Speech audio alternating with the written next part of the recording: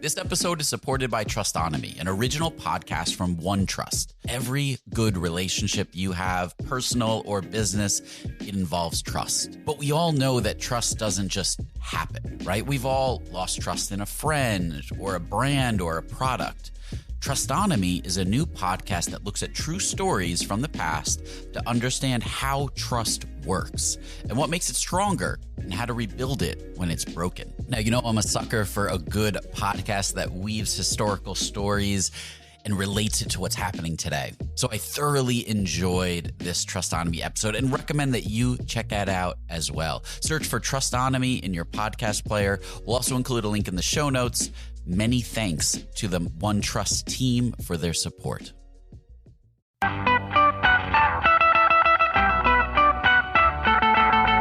Welcome to the Rocketship podcast. I'm Michael Saadia. And I'm Joelle Steiniger. Today we talked with Saadia Muzaffar.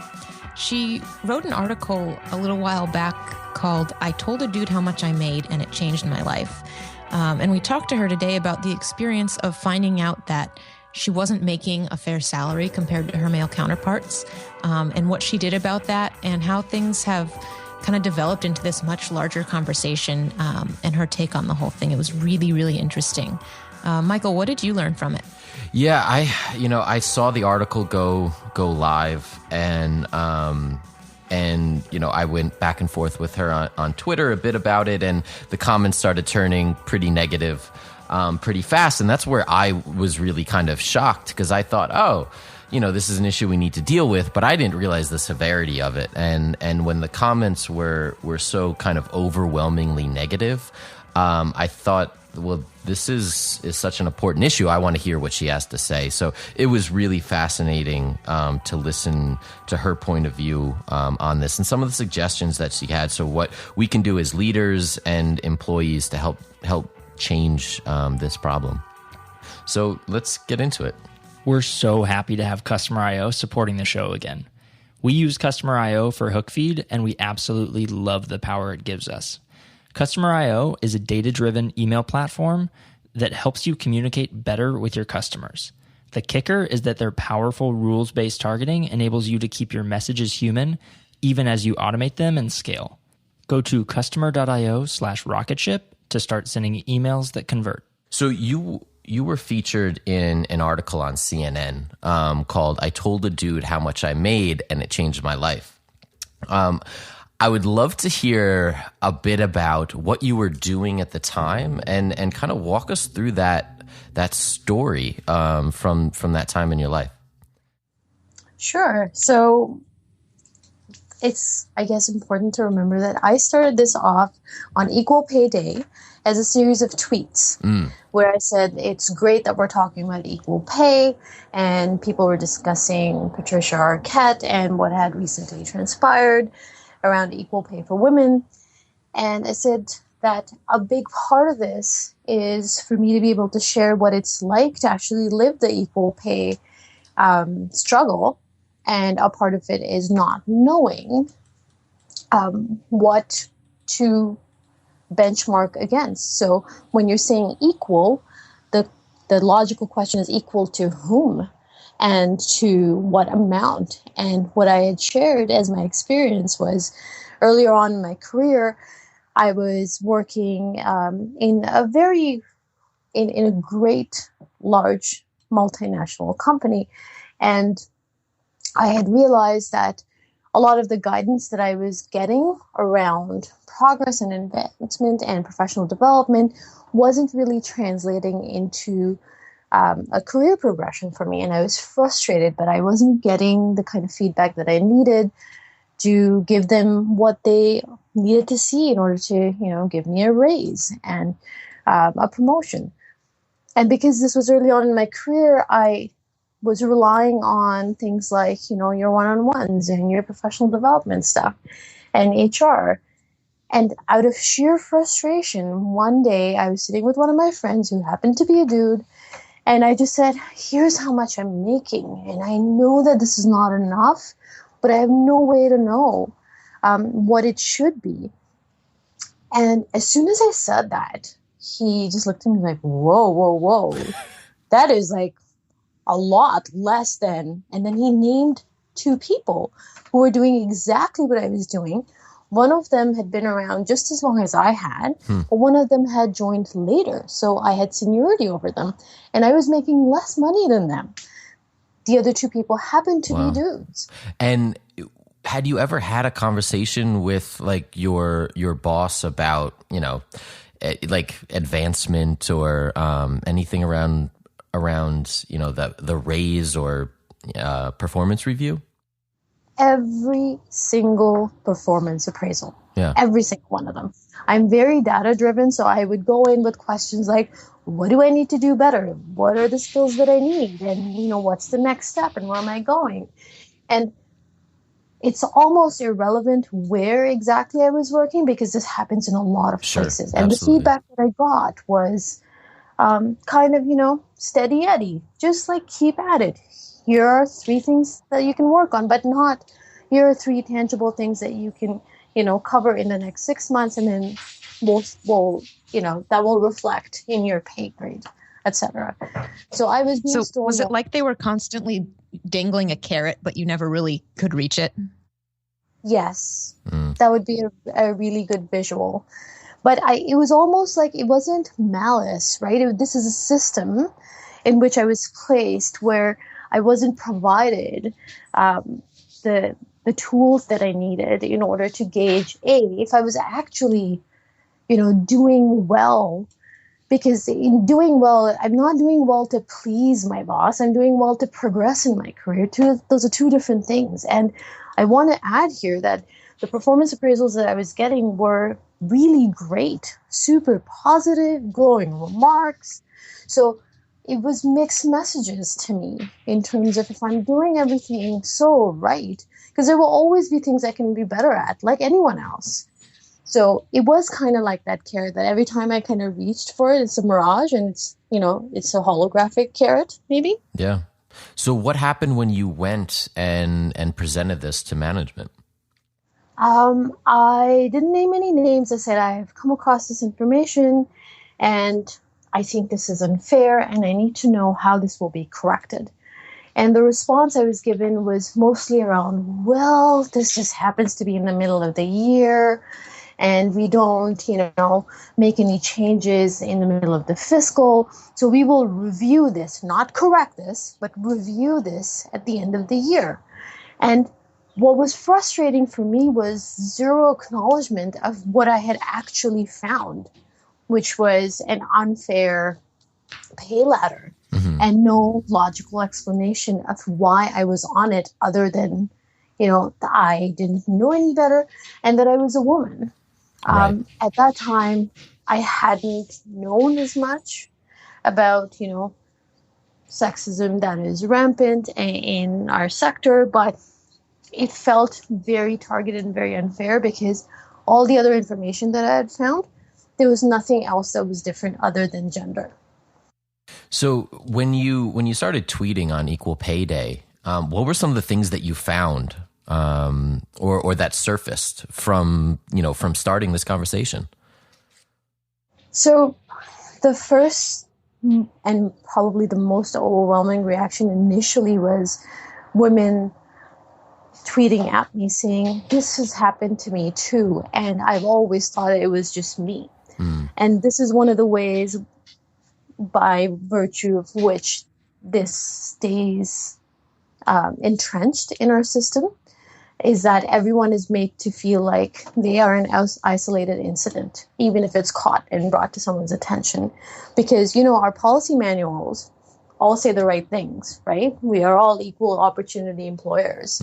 So there is no acknowledgement that there's a systemic bias. So that was the first wave of women retweeting and then sharing their own stories around this, followed very quickly by mostly men jumping in and saying, oh no, this is not how it is. Let me explain to you how this works, dear women. Everybody is paid according to their skills, and those in technology are very measurable. So if you were worth what you wanted to get paid, you would have gotten it. Wow. And then the other stream that I got was, well, it's your fault that you didn't negotiate. So don't come around and tell us that it was unfair because you should have negotiated.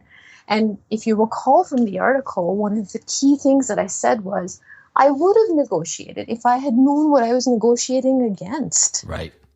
This episode is brought to you by Miro. Whether it's agile planning, Scrum events, or technical diagramming, Miro is built for engineering workflows like yours. Enable your team to plan, align, and execute on your infrastructure initiatives all in one single place. That means you can plan your infrastructure efforts with intuitive project management and agile-focused features directly on a Miro board. Miro also has a ton of integrations like with Jira and Azure and Rally, so you can import tasks as native cards so you can see the big picture. Plus, Miro's estimation app gives you clear understanding of work scope and lets you identify gaps in analysis or understanding and set clear expectations for delivery, which is priceless. So, your first 3 Miro boards are free forever when you sign up. So go to Miro.com/podcast. That's Miro.com/podcast. Right. I mean, that was one of the big things that I saw in the comments was men are just amazing negotiators and women are not. And it totally changes, like, are you getting paid to do the job or are you getting paid to negotiate your salary? Absolutely. And that is so key, Joel, right? Because those are actually 2 very separate skill sets. And it's great if you've got both, kudos to you. But it's actually not necessary that you ought to have great negotiating skills if you're a good coder or, So to decouple that is very, very important. Also, let's not forget that women are penalized for being assertive. So even if women were to go out and do what men do, which is, demand what they're owed and maybe, up it so they have a little bit of cushion, women are penalized because they're labeled aggressive and bitchy. And so it's not a level playing field, even if we play by the broken rules, which we shouldn't. yeah, absolutely. One of the things that I was kind of amazed at was the overwhelming kind of justification for the system in the comments. There was every excuse as to why it exists without any real acknowledgement of this is not fair. Maybe it's something we should look at. And very elaborate stories about women's restrooms costing more and pregnancy time and it goes on, rather than just saying, well, maybe we should just, try to do a better job of paying equally. Oh, totally. And the comments are equal parts fascinating and horrifying because they give us a window into how far people will go, like you said, to justify a broken system. My favorite one out of all of those was to say that the real discrimination was that tall people always get paid more than women. There's actually evidence that women, have equal pay, but it's the tall people that we should be focusing on. And you don't really know how to read that when you have so many of them. But I think it's important to remember that a lot of these people are reading an article that is clearly anecdotal because I am relating my story. Mm-hmm. I'm not even making like a big arc, just saying, this is what I went through. Here's what I found. Here's what I did. And here was the result. And they are commenting in saying, well, your experience does not represent reality. It is not valid because I have a different opinion of this. And they forget that their opinion as mostly men, mostly white men, and mostly people who are actually not working in technology is not valid either, if that's the criteria we're going after. But in their mind, they can discredit me because, en masse, they disagree with the discomfort that I'm bringing to their notions of truth and what it boils down to, which is what they have earned is perhaps not entirely on merit. Maybe there's a factor there of them having an advantage. That's what's getting to people really at the end of the day, underneath all these hilarious or cringeworthy or even threatening and violent and misogynistic comments. That's what's getting to them, is my story, even though it represents one part of the reality, threatens what they think is their worldview. So you said something interesting a few minutes ago, that you would have negotiated if you knew what you were negotiating against. Transparency is kind of a sticky topic with a lot of people. What kind of objections have you heard? And did you bring that up during that meeting or at a later time with that company? And, what kind of reaction did you get? So I think it's important to remember that when we talk about transparency, policy is one thing and the implementation is quite another. So just because our policies state that, there will be no discrimination does not mean that it gets implemented that way. So when I brought that up in that meeting, as I mentioned, the most frustrating part for me was zero acknowledgement of how this was unjust, because they kept pointing to a policy that they had literally in a manual that was like 200 pages thick, saying, this is not what we do. We are an equal opportunity employer. We pay fairly because look here, right here, it says this is what we do. So I felt like I was running into a wall bringing that up because there was no personal acknowledgement of what the policy was meant to do. In terms of people, generally, and now what I've seen, it goes back to what Michael was mentioning. People will go to fascinating lengths to create this little diorama of reality that validates what they think is right. And more often than not, what they think is right is based on what benefits them, right? Yeah. So the transparency conversation is huge for me, because I think until we acknowledge what we are accountable for, we will never get to a solution. Because right now, as you can see from the comments, we're in denial. That's literally the phase that we're in, despite so much data that we can drown twice in it. What kind of things can our emerging leaders and CEOs do to help build equality and transparency into their culture today? That's an excellent question. I think it's because the problem is so multifaceted and so much bigger than just a sector. Mm-hmm. The ways in which to address are unique, and we can get creative as long as the intent behind it is right. So I know of startups in the Valley who have pay transparency. They actually publish what everybody gets paid. And to me, that is amazing and so gutsy to actually go against a system that is based on secrecy and shrouding.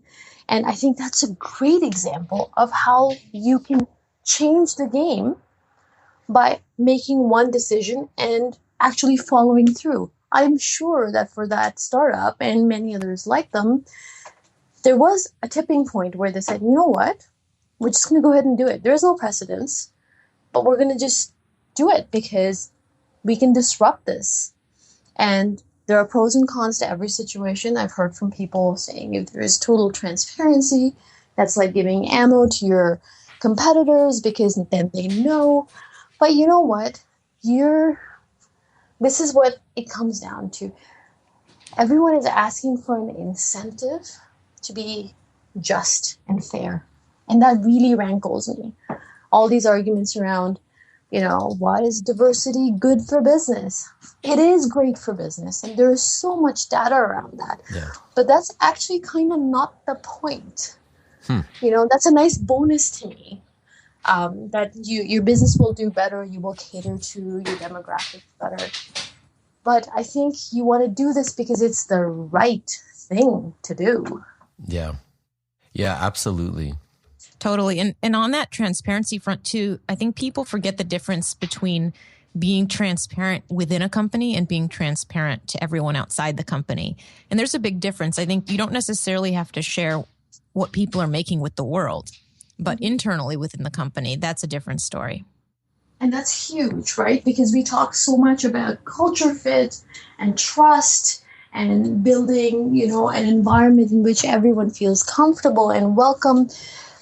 Yet we associate that with ping pong tables and, yoga stuff in the morning. We don't talk about the things that actually matter tangibly to a lot of lives. And that's the pay that they're coming in there for as well. Because you can have a lot of perks for me as an employee, but if I find out that I'm not getting paid equally for equal work, none of that actually matters. Yeah. And there's an interesting point there with perks versus culture. When you approach a culture, being open and transparent so everyone feels comfortable and is happy with what they're doing, that can be even more powerful than being poached by a competitor because they know your salary. There's also a lot more that goes into why you work at the company that you work at. And we don't talk about that enough, right? Right. Because we do statistics. We what doesn't get measured doesn't get changed. Right. So we don't measure that. And it's so true. There are very few people after a certain point in their career who would switch just for money. I think especially in technology and especially in the software side of things, because of how things are set up and, how possible things like flex time, etc., are. The perks and culture are two different things. So we should be talking about the economic value of being able to retain somebody beyond their actual paycheck. Yeah. Well, you were recently on, I believe it was CNN, you were on a panel. Tell us a bit about what it was like. You were talking to an anti-feminist. And what was it like kind of going publicly in front of people and presenting this argument that has two very passionate sides?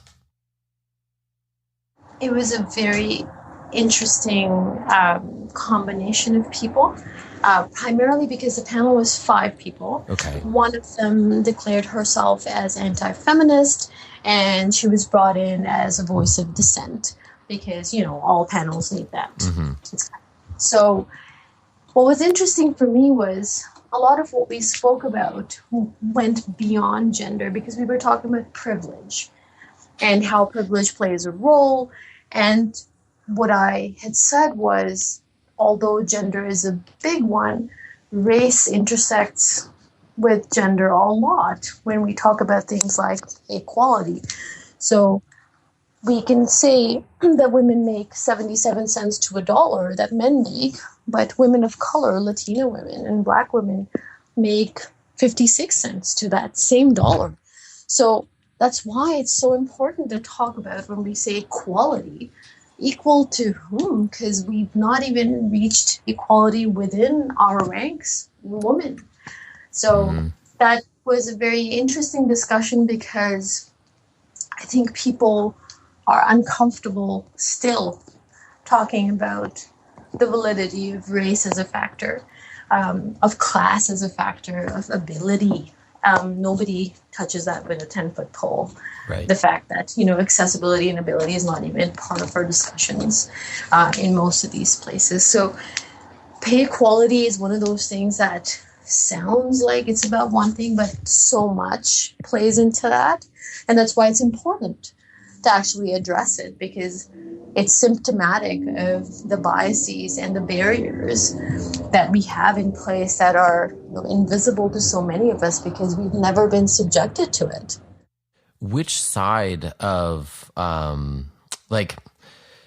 guess it's so hard within a capitalist structure to address something like privilege because it's what we seek. And it's kind of the benefit of, quote unquote success. How do you approach something? Is it legislated? Is it like the fabric of our culture that it needs to be changed in? How do you approach a problem of that mass? The magnitude is overwhelming, absolutely. And I don't think the solution is either or.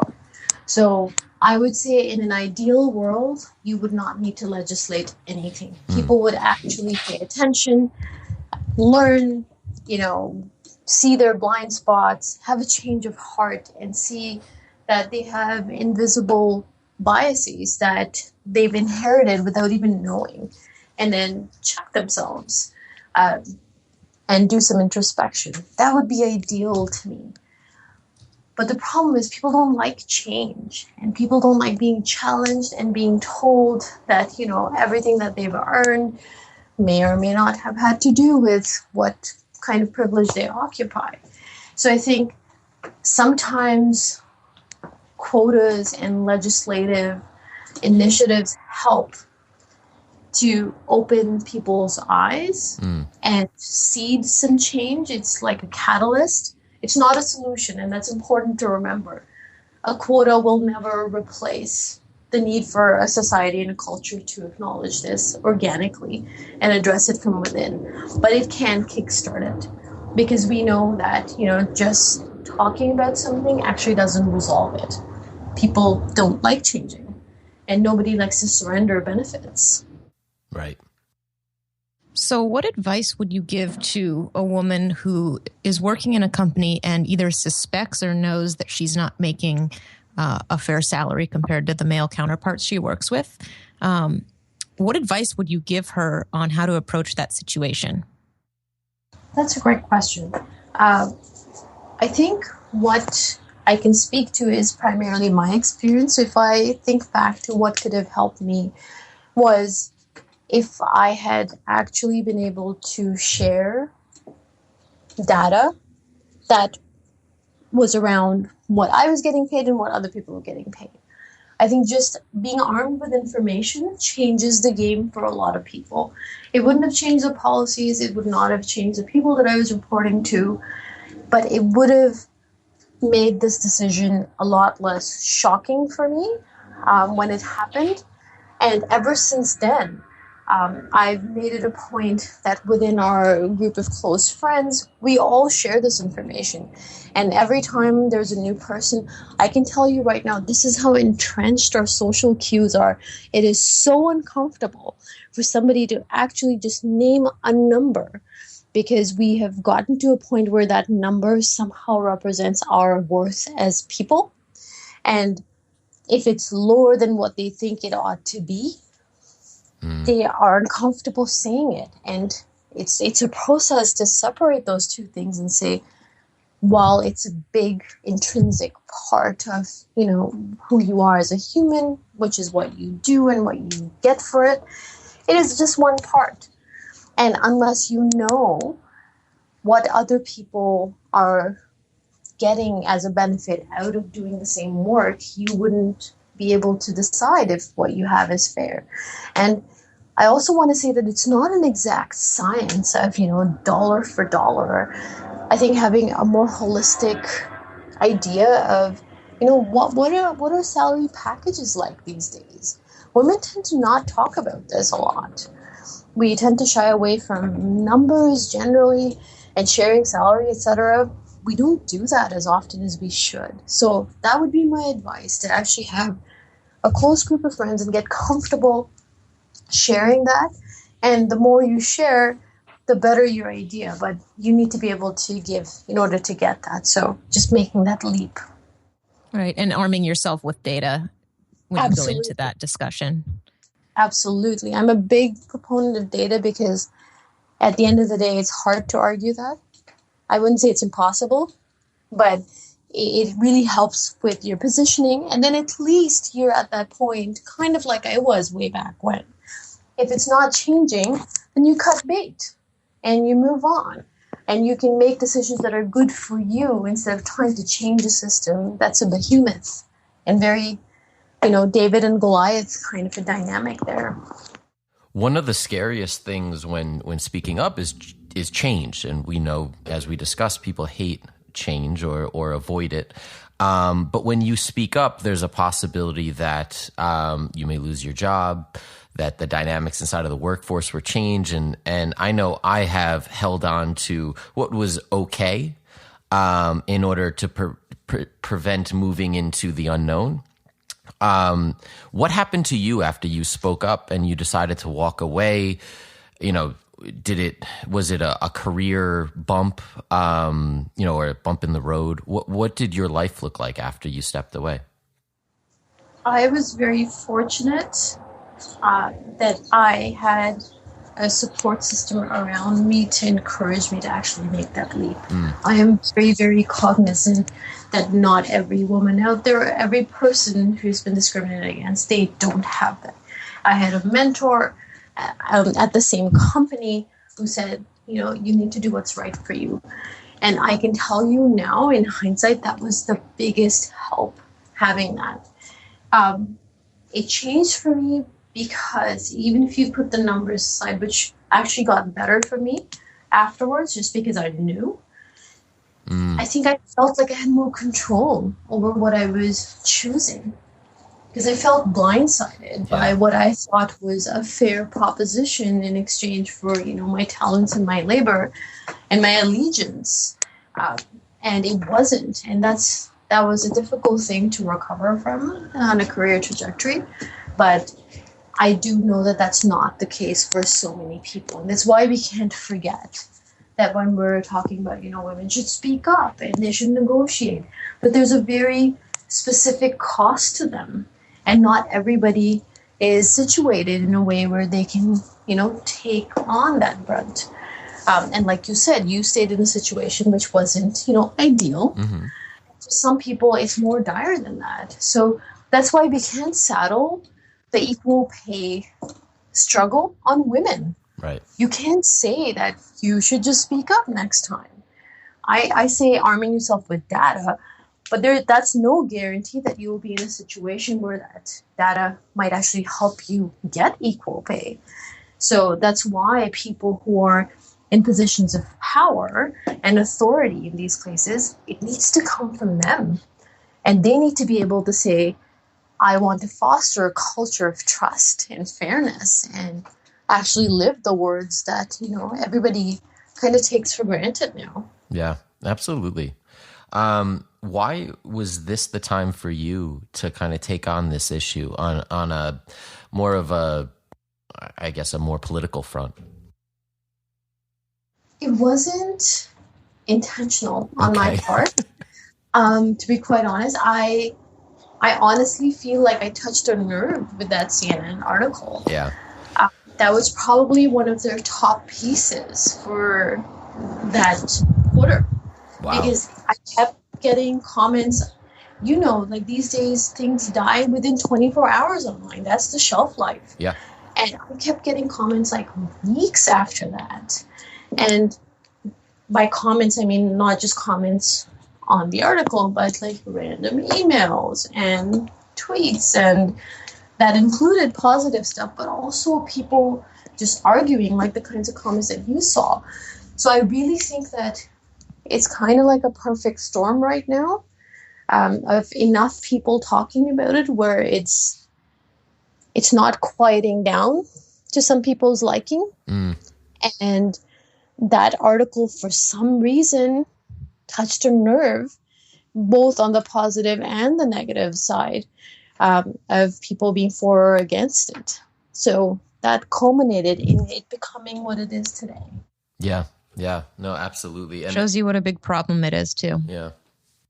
Absolutely. And I think it's the cone of silence, right? Everybody keeps thinking it's just them. Meanwhile, it's like literally thousands and millions of us thinking it's just us. Well, and I think people are starting to realize that it's a bigger problem, but you don't necessarily know what to do about it, especially if you don't want to jeopardize your career or you're not sure what kind of backlash you might get. So it's definitely helpful to hear some of your advice on, how to approach that situation and try and make it better for yourself. And that's such a great point too, Joelle, because most of the women who reacted to or sent me notes around that either shared their own stories or they mentioned the article and tweeted or posted on their Facebook saying to their friends, would you do this with me? If I wanted to share, would you be one to like step up and do it? And that makes me so happy because I did not have that. Mine was an accident of just like saying it and just receiving this amazing piece of information that was empowering. But here are women who are saying, I'm reluctant, but I want to do this because it makes sense. Here's why. Come support me and I will support you. And that's been the single best thing that's come out of this. That's awesome. How about the two of you? Have you had experiences? Well, Michael, you shared some, but Joelle, have you had an experience that's related to somehow this vein? Yeah, actually, both, somewhat personally, I don't know if I could actually say it was gender related, but I've had the experience of arguing for a raise and getting very vague, kind of carrot dangling techniques and, that kind of same response that you got. But a friend of mine actually had a kind of a black and white experience, was one of the first employees at a company that grew really fast. And she had a male counterpart who started after her. And after years at this company, found out he was making significantly more than her. And I know that goes on all the time. So it's great that you're kind of out there raising awareness and helping people feel empowered to actually do something about it. Thank you for saying that. I have a couple of things to share before we wrap up. Yeah. So I wanted to kind of walk away with some takeaways for everybody so that we can be better, men and women. I think it's really, really important that we don't speak for others. I get this all the time. So I'm a woman of color, I'm an immigrant. My reality is very different from, a man, a white male, who's always lived in one place and never had to immigrate. I don't think it's fair to be told that my version of what has happened to me is invalid. So I feel like we could be better at not speaking for others and actually believing them. And that goes especially for women. I think we shouldn't demand an incentive for equality. It's a really, really perverse way of talking about something that is such an important value for humanity. We need to be believed for what we're asking for. And the final thing, it is A-okay to not express your opinion on something and just learn from it. Sometimes that's a really, really good thing. Yeah, I love that. That's so true. Yeah. Well, thank you for sharing that. I know this isn't always the easiest topic to talk about. And yeah, like Joelle said, it's important. So I really appreciate you coming on here and having the courage to talk publicly about it. I was just going to say, I would echo the same back to you. I think it's really, really important for people who have a platform to actually have these conversations. So I'm delighted and very appreciative of you taking this topic and actually discussing it, because I think it's important. Yeah, absolutely. Thank you. So where do we keep up with you, and kind of, where can we get involved in this discussion past listening to this episode? So in terms of getting in touch with me, I'm always on Twitter at this tech girl. Please say hello, ask me questions. I'm always learning from everybody, and I love hearing your stories and also becoming better at this, because it's not an exact science. We're all learning. And in terms of getting involved, I think a super amazing thing everybody can do starting today is not be a bystander. If you have information that can help somebody, please find a way of getting it to them, because these things don't happen in bubbles. Managers know, HR people know. For every person who is paid unfairly, there are at least 5 people who've known about it and chosen to say nothing. And to some people, there is a great risk, but to some, there is a lower risk. So we need the people who have a lower risk to actually step up and correct this. That would be amazing. Yeah. Wow. I hadn't even thought about that. But that's great. Well, thank you so much. I really appreciate this. It was delightful. Thanks for listening to this episode of the Rocketship podcast. If you enjoyed it, we have tons of other awesome episodes on our website. Check them out, rocketship.fm. And be sure to check out our app discount section, where we have discounts on products that we use every day, like Woo Themes, Wistia, Treehouse. Go to rocketship.fm/essentials and get your discounts today. Are you ready? Do you really want to go and find?